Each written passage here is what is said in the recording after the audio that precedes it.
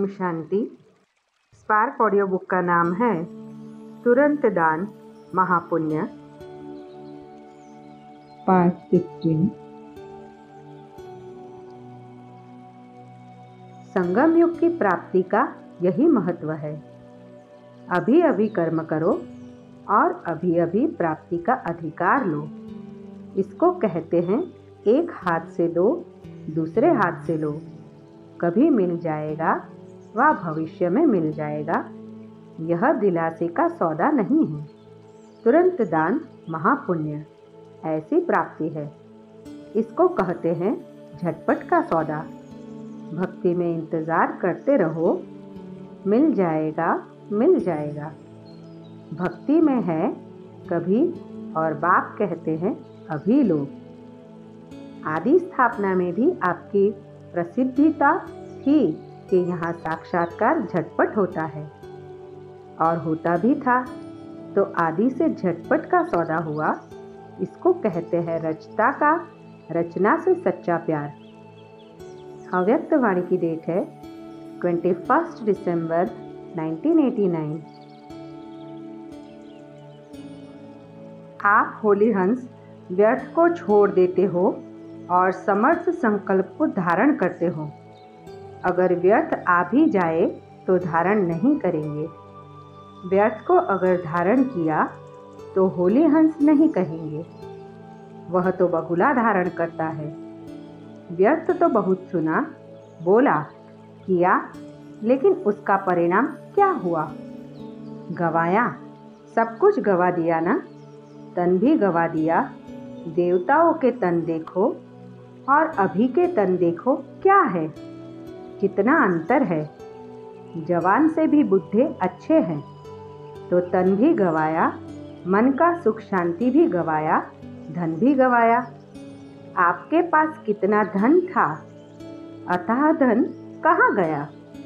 व्यर्थ में गवा दिया। अभी जमा कर रहे हो या गवा रहे हो?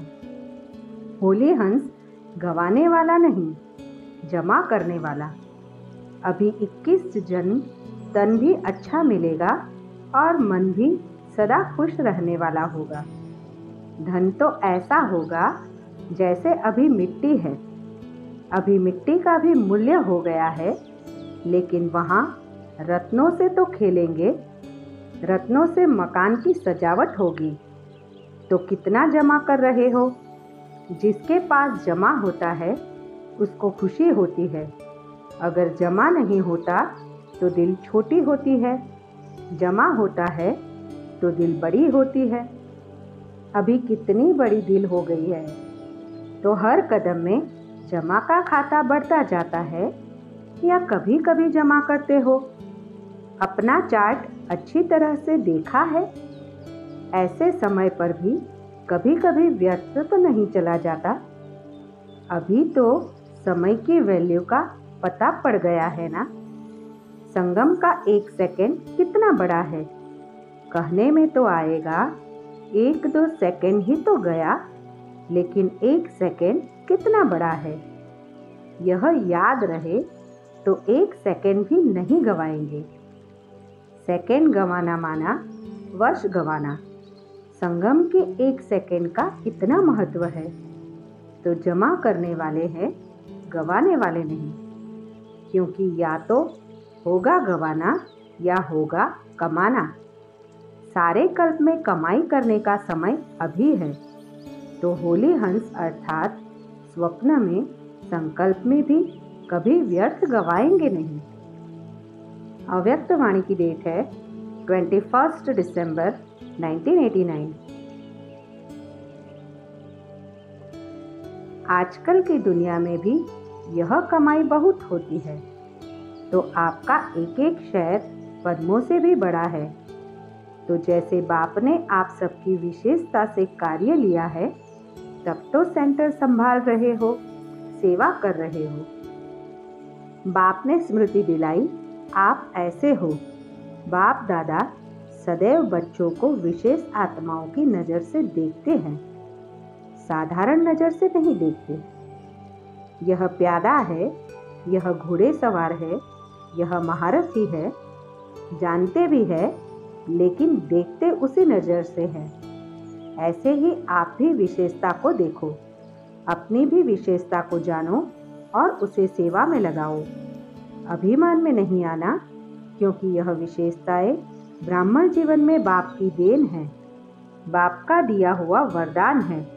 इसमें अगर अभिमान किया तो विशेषता गायब हो जाएगी।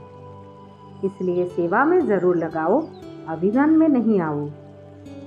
अव्यक्त वाणी की डेट है 31 दिसंबर 1989। बेफिक्र बादशाह, कोई फिक्र है? पौत्रों धोत्रों का फिक्र है? आपका कल्याण हो गया तो उन लोगों का जरूर होगा। तो सदा अपने मस्तक पर श्रेष्ठ भाग्य की लकीर देखते रहो। वहाँ मेरा श्रेष्ठ ईश्वरीय भाग्य, धन दौलत का भाग्य नहीं, ईश्वरीय भाग्य। इस भाग्य के आगे धन तो कुछ नहीं है, वह तो पीछे पीछे आएगा। जैसे परछाई होती है, वह आप ही पीछे पीछे आती है, या आप कहते हो पीछे आओ।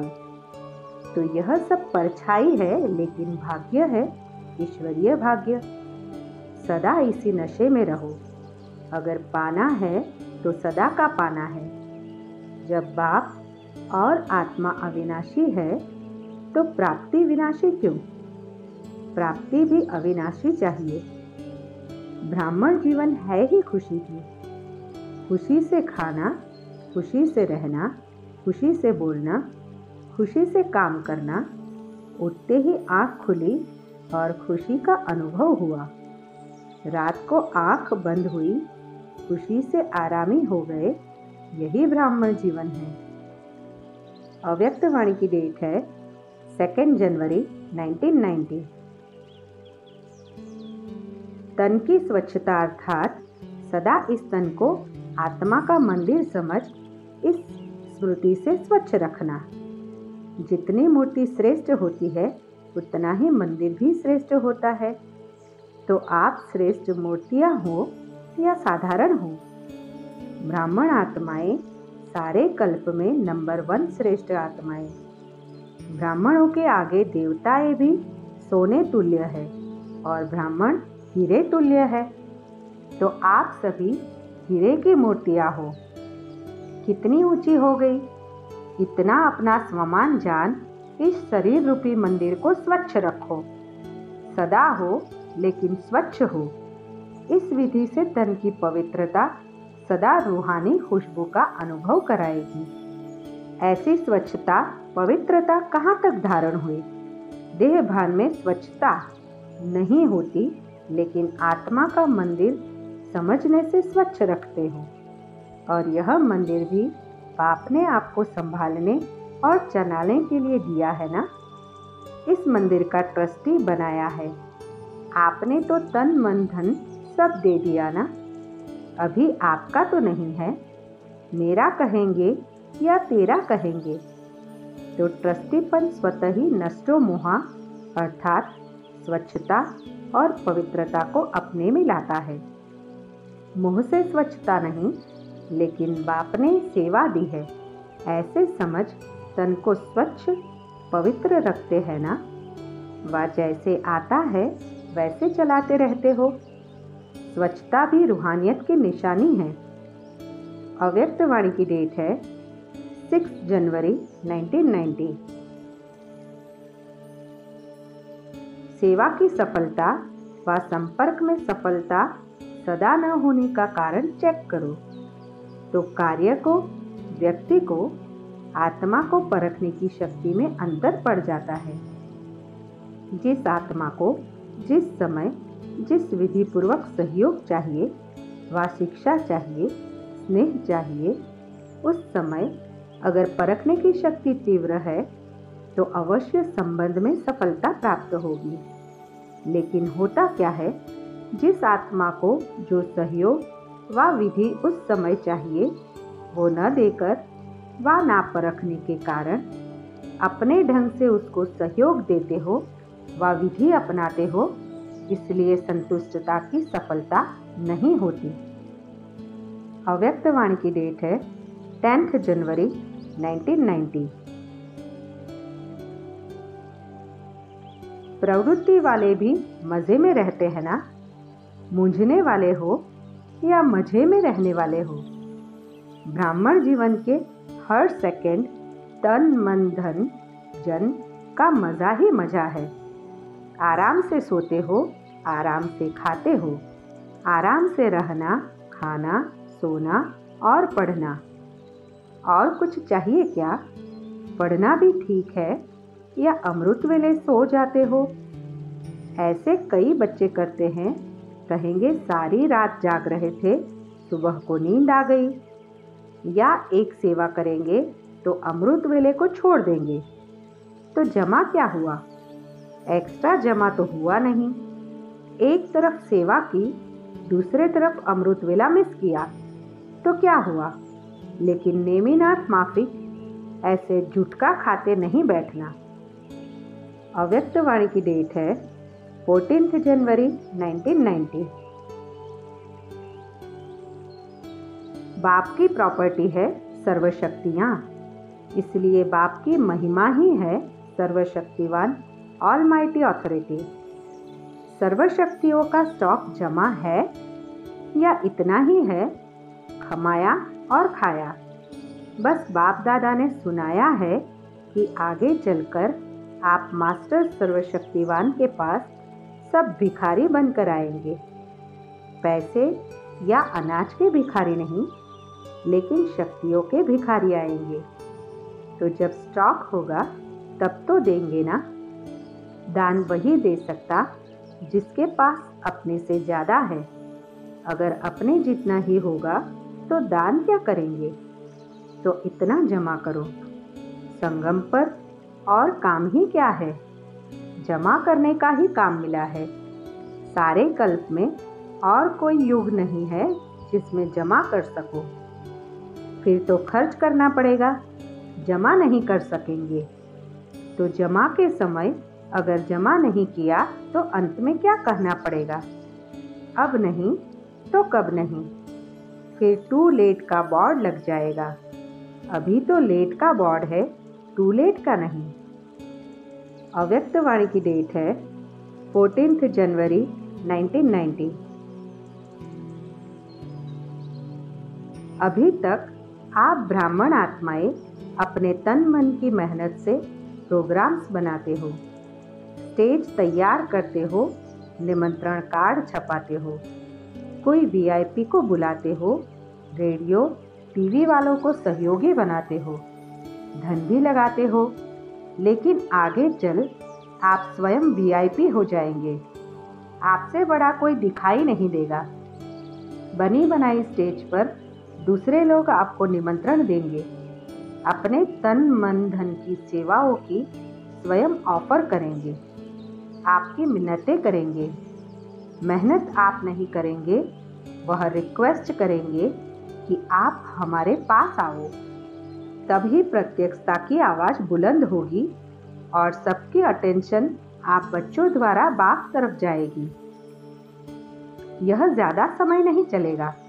सबकी नज़र बाप तरफ जाना अर्थात प्रत्यक्षता होना और जय जयकार के चारों ओर घंटे बजेंगे। यह ड्रामा का सूक्ष्म राज बना हुआ है। प्रत्यक्षता के बाद अनेक आत्माएं पश्चाताप करेगी और बच्चों का पश्चाताप बाप देख नहीं सकता, इसलिए परिवर्तन हो जाएगा। अभी आप ब्राह्मण आत्माओं की ऊंची स्टेज सदाकाल की बन रही है। आपकी ऊंची स्टेज सेवा के स्टेज के निमंत्रण दिलाएगी और बेहद विश्व की स्टेज पर जय जयकार का पाठ बजाएंगे। सुना सेवा का परिवर्तन? अव्यक्त वाणी की डेट है 18 जनवरी 1990।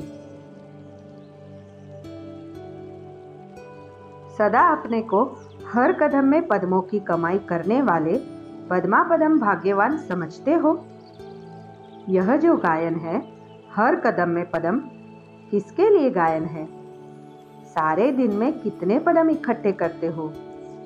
संगम युग बड़े ते बड़े कमाई के सीजन का युग है। तो सीजन के समय क्या किया जाता है? इतना अटेंशन रखते हो? हर समय यह याद रहे कि अब नहीं तो कब नहीं। जो घड़ी बीत गई वह फिर से नहीं आएगी। एक घड़ी व्यर्थ जाना अर्थात कितने कदम व्यर्थ गए, पदम व्यर्थ गए। इसलिए हर घड़ी यह स्लोगन याद रहे, जो समय के महत्व को जानते हैं वह स्वतः ही महान बनते हैं। स्वयं को भी जानना है और समय को भी जानना है, दोनों ही विशेष है। अव्यक्त वाणी की डेट है 18 जनवरी 1990। अपने को समर्पित कहलाते हो, लेकिन सर्वस्व समर्पण इसमें मेरा तेरा हो जाता है। जो बाप का स्वभाव, स्व का भाव अर्थात आत्मिक भाव, संस्कार सदा बाप समान स्नेह, रहम, उदार दिल का, जिसको बड़ी दिल कहते हो। छोटी दिल अर्थात हद का अपनापन देखना, चाहे अपने प्रति, चाहे अपने सेवा स्थानों के प्रति, अपने सेवा के साथियों के प्रति। और बड़ी दिल सर्व अपनापन अनुभव हो। बड़ी दिल में सदा हर प्रकार के कार्य, चाहे तन के, चाहे मन के, चाहे धन के, चाहे संबंध के, सफलता की बरकत होती है। बरकत अर्थात ज़्यादा फायदा होता है। और छोटी दिल वालों को मेहनत ज़्यादा, सफलता कम होती है। पहले भी सुनाया था कि छोटी दिल वालों के भंडारे और भंडारा सदा बरकत की नहीं होती। सेवा साथी दिलासे बहुत देंगे, आप ये करो हम करेंगे, लेकिन समय पर सरकमस्टांस सुनाने शुरू कर देंगे। इसको कहते हैं बड़ी दिल तो बड़ा साहेब राजी। राजयुक्त पर साहेब सदा राजी रहता है। टीचर सभी बड़ी दिल वाली होना, बेहद के बड़े कार्य अर्थ ही निमित्त हो। यह तो नहीं कहते हो ना हम फलाने एरिया के कल्याणकारी है या फलाने देश के कल्याणकारी है। विश्व कल्याणकारी होना, इतने बड़े कार्य के लिए दिल भी बड़ी चाहिए ना। बड़ी अर्थात बेहद। वह टीचर्स कहेगी कि हमको तो हदें बनाकर दी गई है। हदें भी क्यों बनाई गई है? कारण छोटी दिल कितना भी एरिया बनाकर दे, लेकिन आप सदा बेहद का भाव रखो, दिल में हद नहीं रखो। स्थान की हद का प्रभाव दिल पर नहीं होना चाहिए। अगर दिल में हद का प्रभाव है तो बेहद का बाप हद की दिल में नहीं रह सकता। बड़ा बाबा है तो दिल बड़ी चाहिए ना। कभी ब्रह्मा बाप ने मधुबन में रहते यह संकल्प किया कि मेरा तो सिर्फ मधुबन है, बाकी पंजाब, यूपी, कर्नाटक आदि बच्चों का है। ब्रह्मा बाप से तो सबका प्यार है ना। प्यार का अर्थ है बाप को फॉलो करना। अव्यक्त वाणी की डेट है 20 जनवरी 1990। सदा अमृत वेले से लेकर रात तक यह कार्य, चाहे लौकिक चाहे अलौकिक, सब कार्य सहज और सफल हो। उसकी सहज विधि क्या है? कोई भी कर्म करते हो तो पहले त्रिकालदर्शी बन फिर कोई कर्म करो, क्योंकि त्रिकालदर्शी बनकर काम करने से, तीनों कालों का ज्ञान बुद्धि में रहने से कोई कर्म नीचे ऊपर नहीं होगा।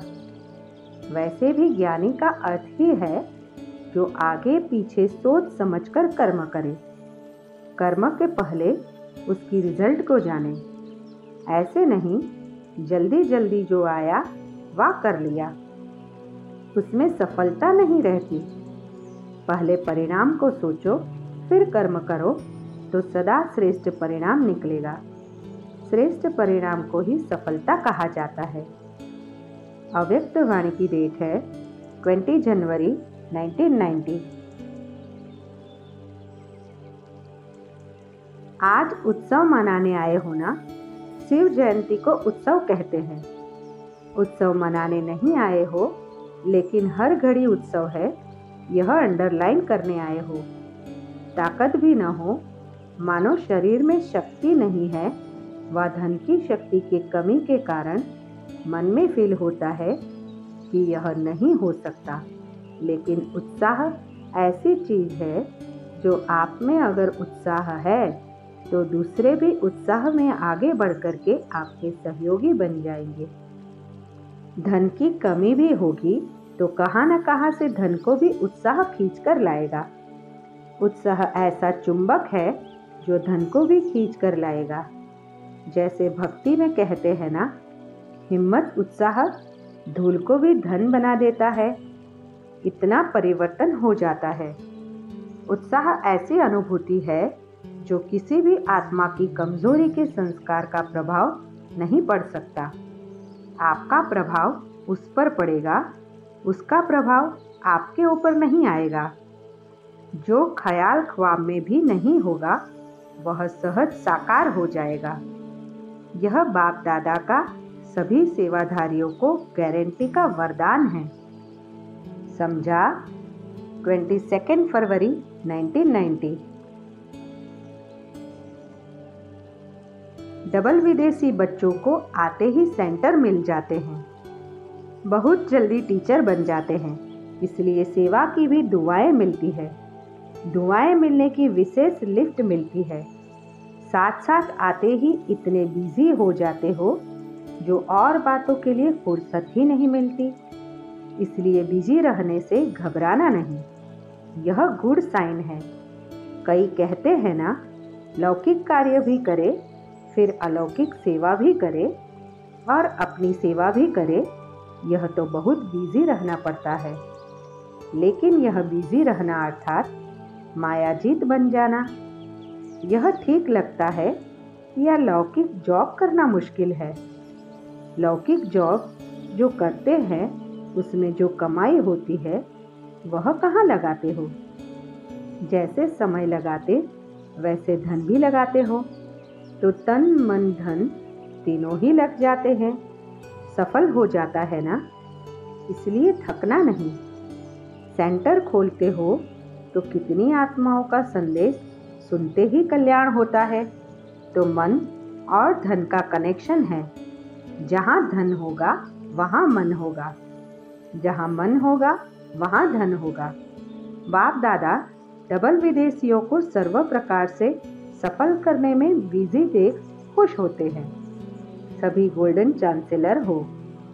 सदा याद रखना कि सफलता मूर्त हो और सदा सफलता मेरे गले का हार है।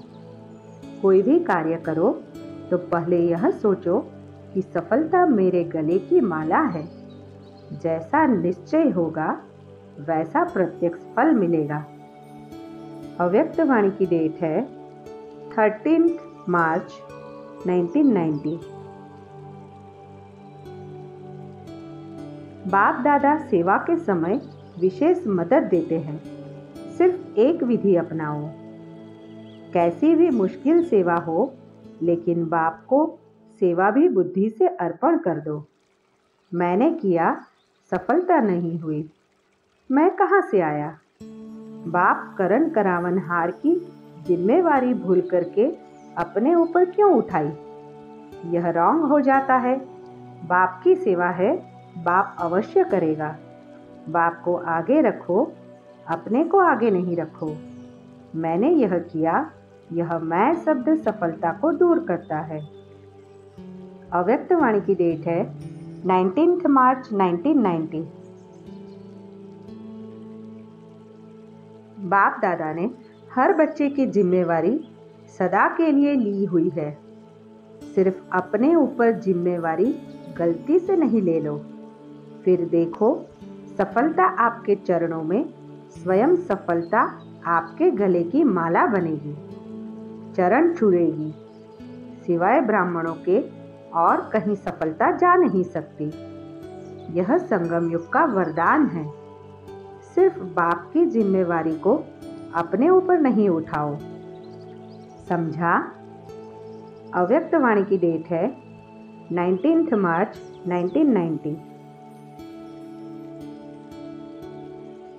पहला नंबर है स्व की सेवा, दूसरा विश्व की सेवा, तीसरा मनसा सेवा। एक है वाणी द्वारा सेवा, दूसरी मनसा सेवा भी विशेष है। 4 यज्ञ सेवा। जहाँ भी हो, जिस भी सेवा स्थान पर हो, वह सब सेवा स्थान यज्ञ कुंड है। ऐसे नहीं कि सिर्फ मधुबन यज्ञ है और आपके स्थान यज्ञ नहीं है। तो यज्ञ सेवा अर्थात कर्मणा द्वारा कुछ न कुछ सेवा जरूर करनी चाहिए। बाप दादा के पास सेवा के 3 प्रकार के खाते सबके जमा होते हैं, मनसा, वाचा और कर्मणा, तन, मन और धन। कई ब्राह्मण सोचते हैं हम तो धन से सहयोगी नहीं बन सकते, सेवा नहीं कर सकते क्योंकि हम तो समर्पण हैं। धन कमाते ही नहीं तो धन से सेवा कैसे करेंगे। लेकिन समर्पित आत्मा अगर यज्ञ के कार्य में इकोनॉमी करती है अपने अटेंशन से, तो जैसे धन की इकोनॉमी की, वह इकोनॉमी वाला धन अपने नाम से जमा होता है। यह सूक्ष्म खाता है। अगर कोई नुकसान करता है तो खाते में बोझ जमा होता है और इकोनॉमी करते तो उसका धन के खाते में जमा होता है। यज्ञ का एक एक कण मुहर के समान है। अगर यज्ञ की दिल से दिखावे से नहीं इकोनॉमी करते हो तो उसकी मुहरें इकट्ठी होती रहती है। दूसरी बात, अगर समर्पित आत्मा सेवा द्वारा दूसरों के धन को सफल कराती है तो उसमें से उसका भी शेयर जमा होता है। अव्यक्त वाणी की डेट है 25 मार्च 1990। जैसे ब्रह्मा बाप ने लास्ट में शक्तियों की व्हील की बच्चों को, उस व्हील से यह कार्य चल रहा है। आदि में धन की व्हील की जिससे यज्ञ स्थापना हुआ और अंत में शक्तियों की व्हील की जिससे यह सेवा वृद्धि को पा रही है।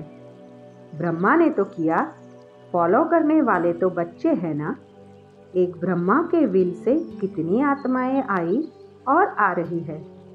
अगर इतने सब निमित्त सेवाधारी भी ऐसे शक्तियों की व्हील आत्माओं प्रति करे तो क्या हो जाएगा। तो अभी यह आवश्यकता है, ऐसे नहीं कि अपने ही पुरुषार्थ में एनर्जी वेस्ट करे। चाहे अपनी उन्नति करनी भी पड़ती है लेकिन वेस्ट भी जाती है। इसलिए समय की गति प्रमाण, सेवा की समाप्ति की गति प्रमाण, सेवाधारियों की गति और अधिक चाहिए। अव्यक्त वाणी की डेट है 25 मार्च 1990। अभी समझदार बन गए हो ना। माया की भी समझ है।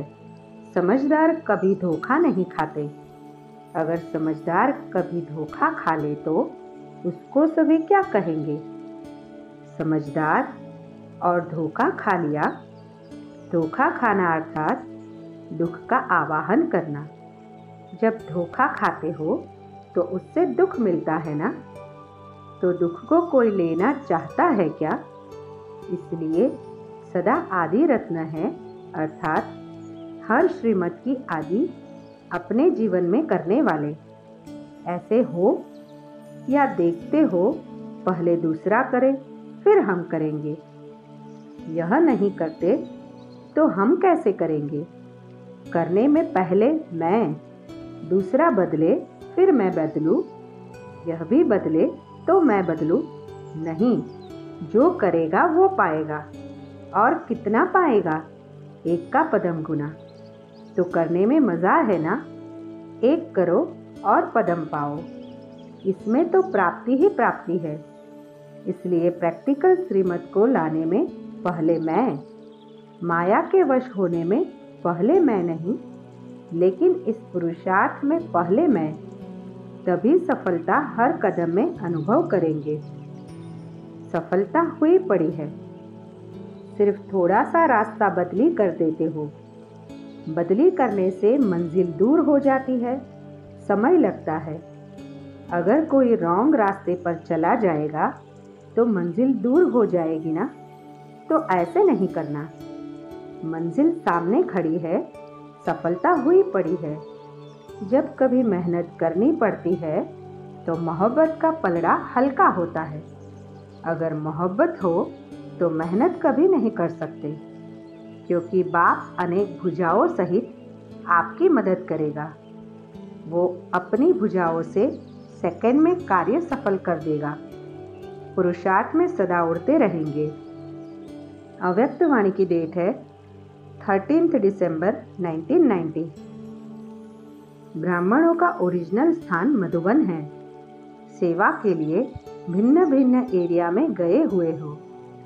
यदि एक ही स्थान पर बैठ जाओ तो चारों ओर की सेवा कैसे होगी? इसलिए सेवा अर्थ भिन्न भिन्न स्थान पर गए हो। चाहे लौकिक में बिजनेसमैन हो या गवर्नमेंट सर्वेंट हो या फैक्ट्री में काम करने वाले हो, लेकिन ओरिजिनल ऑक्यूपेशन ईश्वरीय सेवाधारी हो। अव्यक्त वाणी की डेट है 13 दिसंबर 1990। एक बाबा शब्द में सारा आदि मध्य अंत का ज्ञान समाया हुआ है, क्योंकि बीज है ना, बीज में तो सारा झाड़ समाया हुआ होता है ना। विस्तार भूल सकता है, लेकिन सार एक बाबा शब्द यह याद रखना मुश्किल नहीं है। सदा सहज है ना, कभी सहज कभी मुश्किल नहीं। सदा बाबा मेरा है कि कभी कभी मेरा है। जब सदा बाबा मेरा है तो याद भी सदा सहज है। कोई मुश्किल बात नहीं।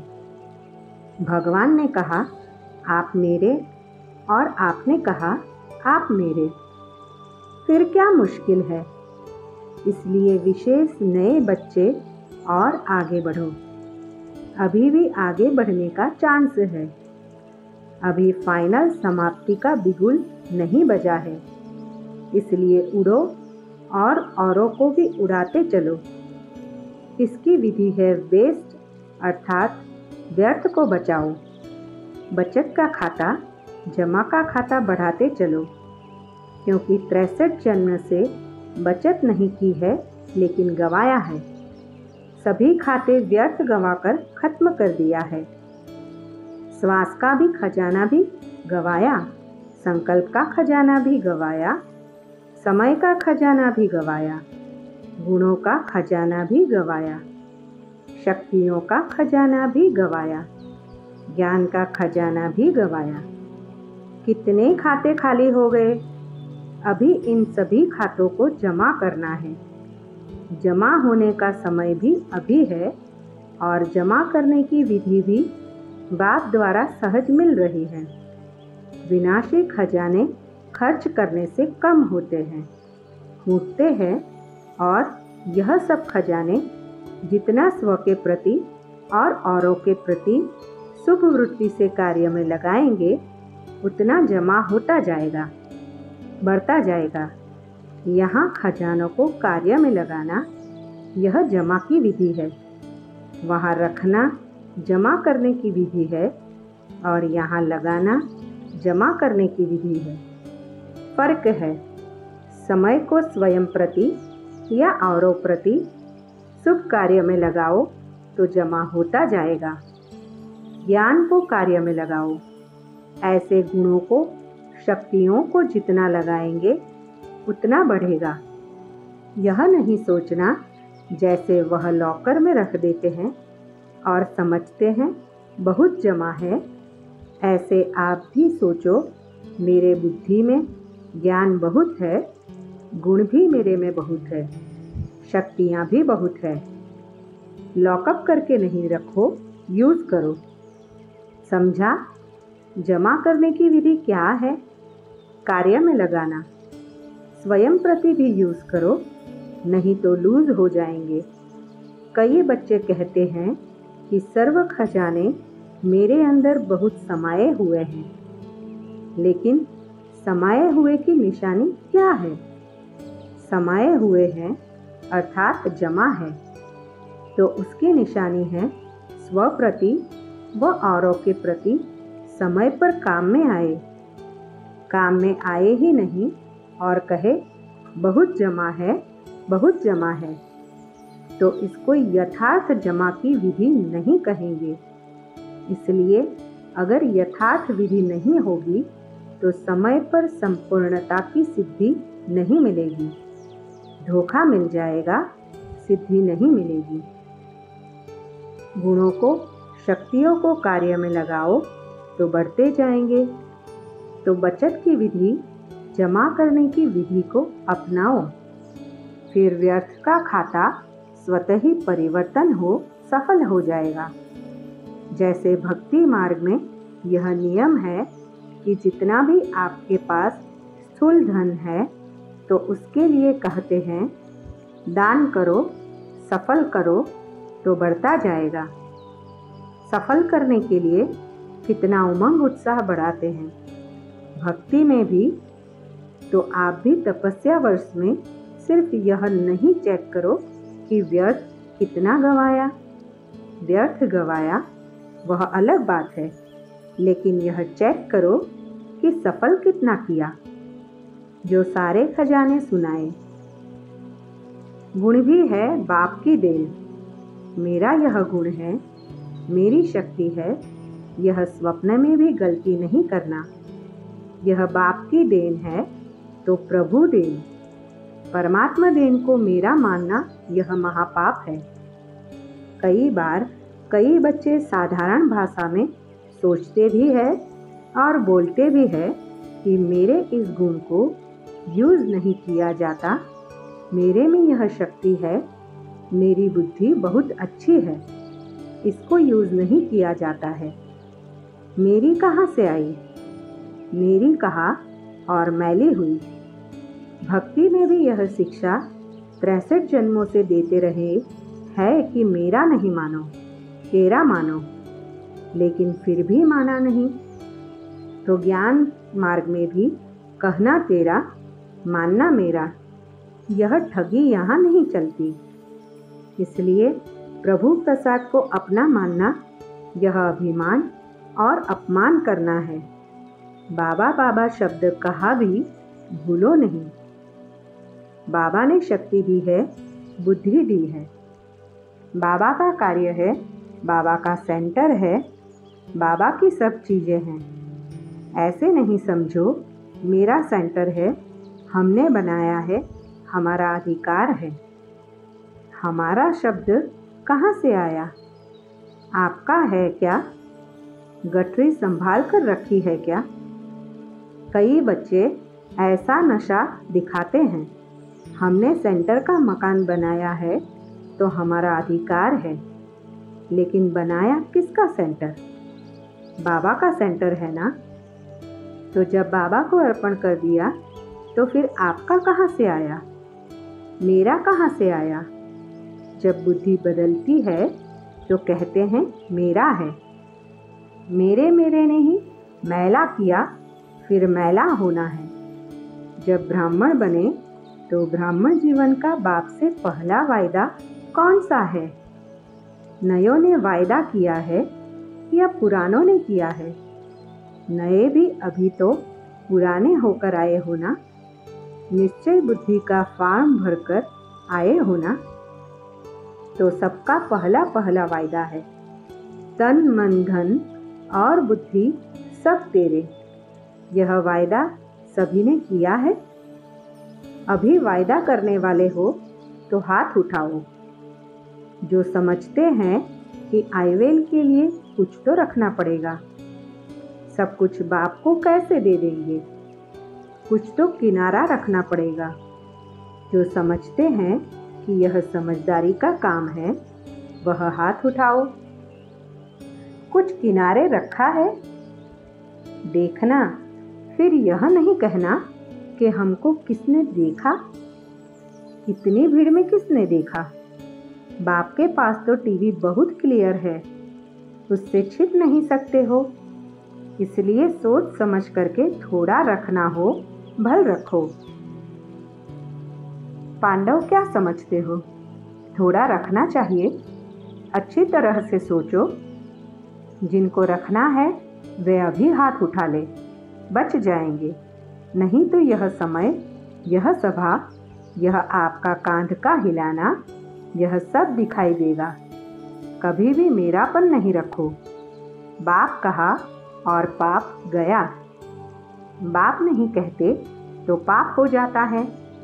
पाप के वश होकर के फिर बुद्धि काम नहीं करती है। कितना भी समझाओ कहेंगे नहीं, यह तो राइट है, यह तो होना ही है, यह तो करना ही है। बाप को भी रहम पड़ता है, क्योंकि उस समय पाप के वश होते हैं। बाप भूल जाता है तो पाप आ जाता है, और पाप के वश होने के कारण जो बोलते हैं, जो करते हैं, वह स्वयं भी नहीं समझते कि हम क्या कर रहे हैं, क्योंकि परवश होते हैं। तो सदा ज्ञान के होश में रहो, पाप के जोश में नहीं आओ। बीच बीच में यह माया की लहर आती है, आप नए इन बातों से बचकर के रहना। मेरा मेरा में नहीं जाना। थोड़ा पुराने हो जाते हो तो फिर यह मेरे मेरे की माया बहुत आती है। मेरा विचार, मेरी बुद्धि ही नहीं है तो मेरा विचार कहाँ से आया? तो समझा, जमा करने की विधि क्या है? कार्य में लगाना।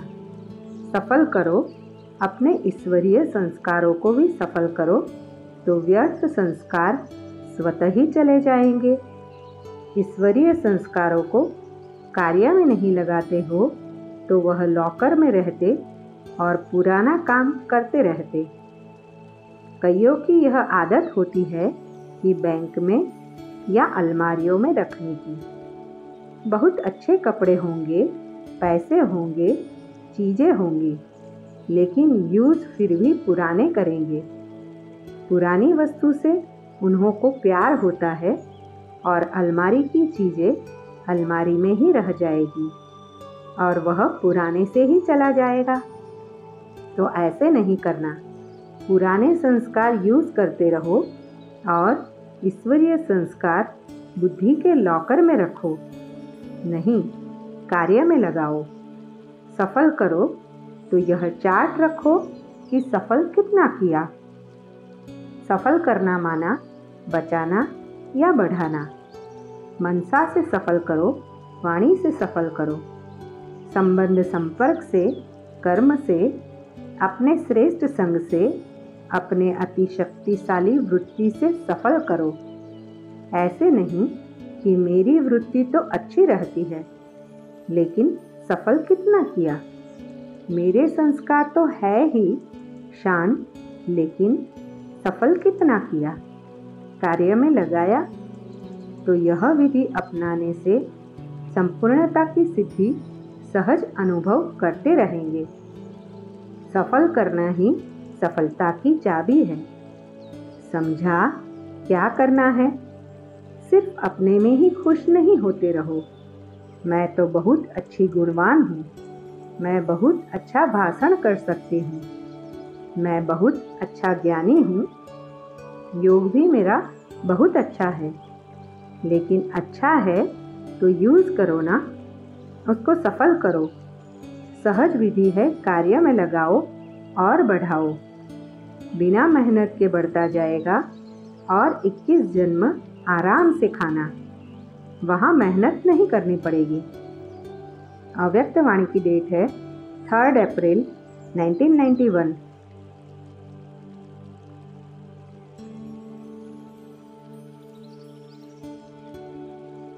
ओम शांति।